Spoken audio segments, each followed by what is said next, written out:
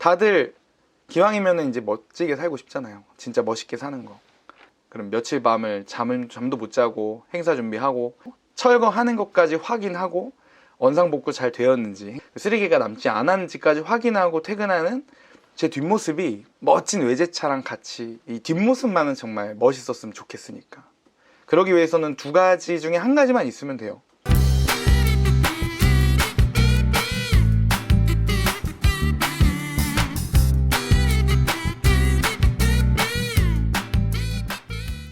네, 여러분 안녕하세요. 기획을 사랑하는 대행사출 신입니다.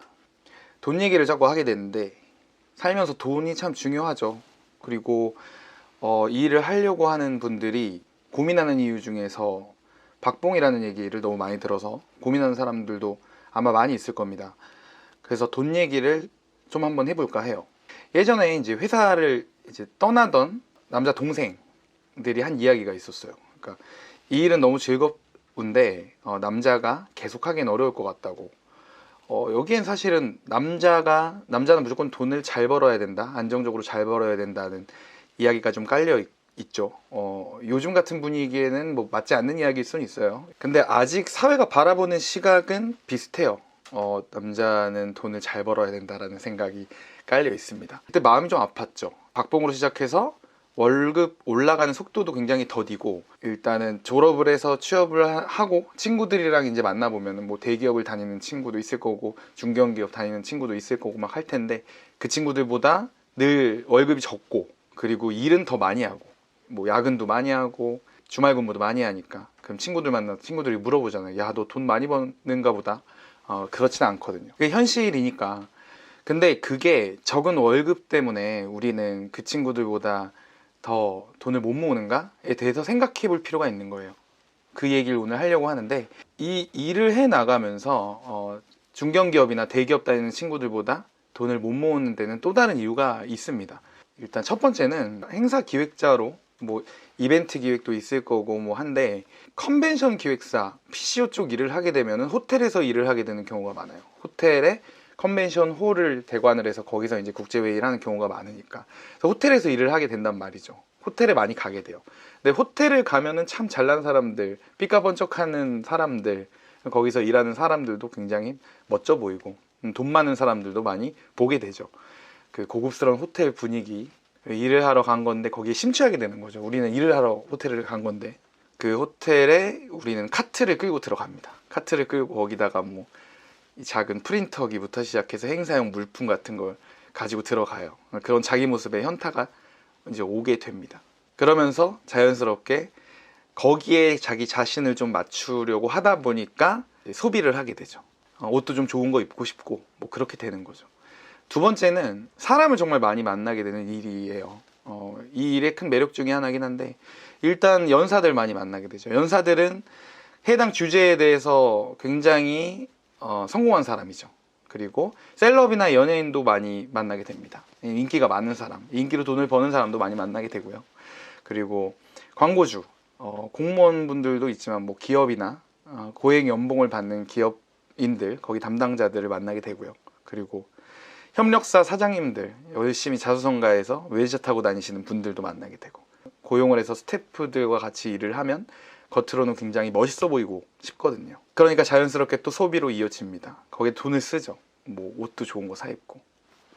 그리고 또 세 번째는 갑이랑 같이 항상 을의 입장에서 우리는 일을 하게 될 때가 많아요. 이 지식 서비스 제공이라고 제가 말씀을 드리는데, 우리는 기획자인데 기획자라기보다는 사실 손발이 되는 경우가 많거든요. 나는 기획력을 제공을 하는 사람이고 기획력을 제공하고 싶은데, 현장에서는 광고주 도시락을 나르는 일도 가끔 하게 되고요. 그리고 연사들의 심부름을 하게 되는 경우도 있고요. 그러다 보면은 자존감이 떨어질 때가 많죠. 그건 자연스럽게 이 자존감을 높이기 위해서 가장 쉬운 거, 소비를 또 하게 됩니다. 좋은 옷을 사고 또 하죠.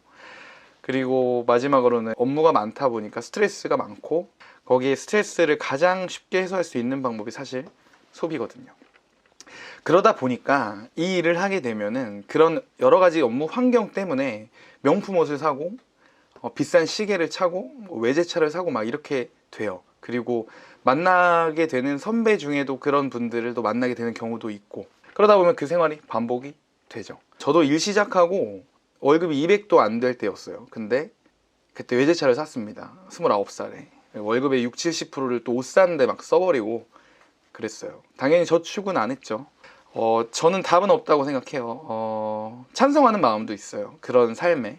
우리 일이 어렵고 힘들 때가 많거든요. 그럼 며칠 밤을 잠도 못 자고 행사 준비하고 끝나는 순간까지 긴장했다가 행사 잘 마치고 철거하는 것까지 확인하고 원상복구 잘 되었는지, 행사장이 쓰레기가 남지 않았는지까지 확인하고 퇴근하는 제 뒷모습이 멋진 외제차랑 같이 이 뒷모습만은 정말 멋있었으면 좋겠으니까. 다들 기왕이면 이제 멋지게 살고 싶잖아요. 진짜 멋있게 사는 거. 답은 정말 없는데 한 가지 알려드릴게요.